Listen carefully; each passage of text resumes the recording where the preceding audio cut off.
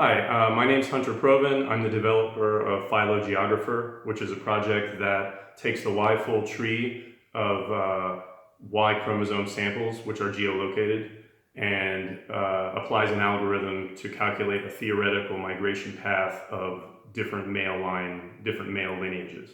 And I wanted to explain two recent improvements I just made today and yesterday to the algorithm. Take a look at this.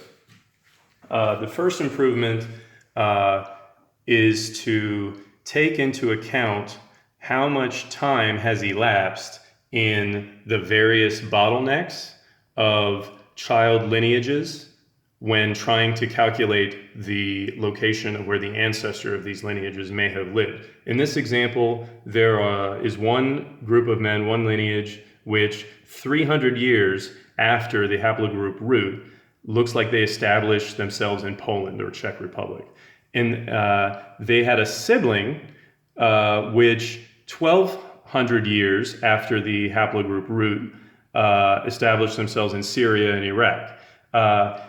All movements being random, the longer the elapsed time during a bottleneck, the more likely that the guy living at the end of the bottleneck is further away from where the ancestor in the beginning lived.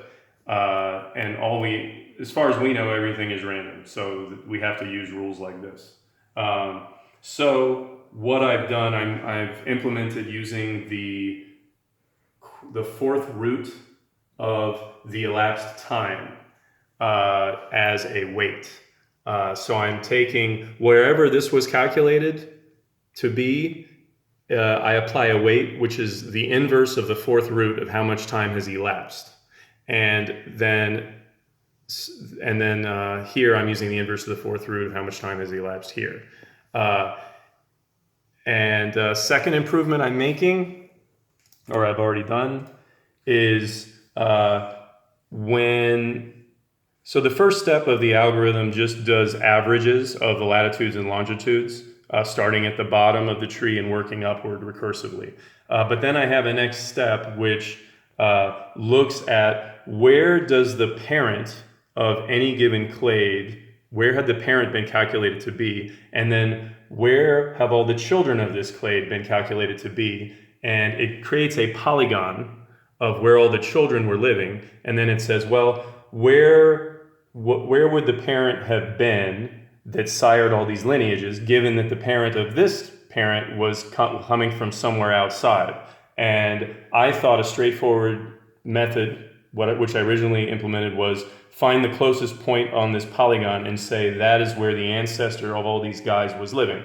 But I've noticed for very, very big clades that have like RDF13 that have like 40 subclades, or is it RDF? I know it's one of the subclades of R1b that has 40 different subclades. I'm necessarily using this algorithm picking a point along the outside of a polygon, which is necessarily going to be an outlier.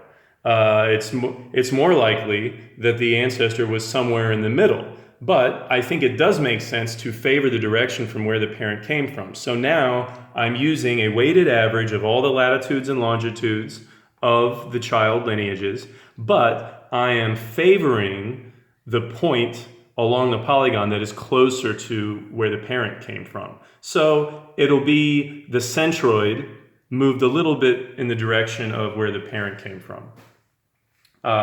Thanks everyone for your support. It's my passion to work on this project, and check me out on Patreon. I have some services. I'm also a haplogroup administrator, and I offer various genetic genealogy services.